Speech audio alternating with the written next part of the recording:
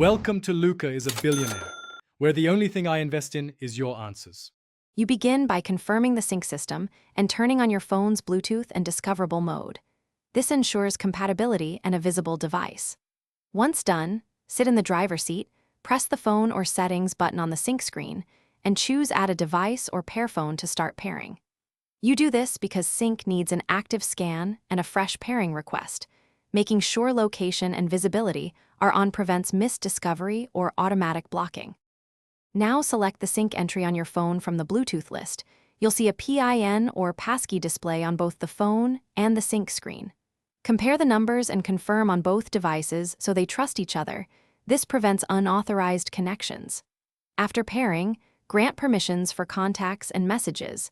Sync needs access to show caller ID and handle texts.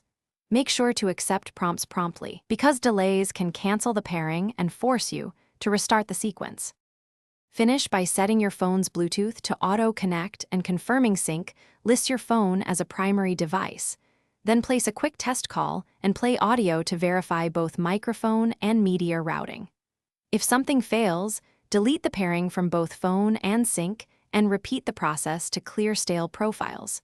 If problems persist, reset sync or update the car's software and your phone OS.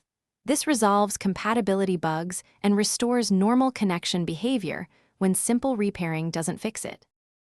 Thanks for watching and please subscribe. It's the best investment you'll ever make.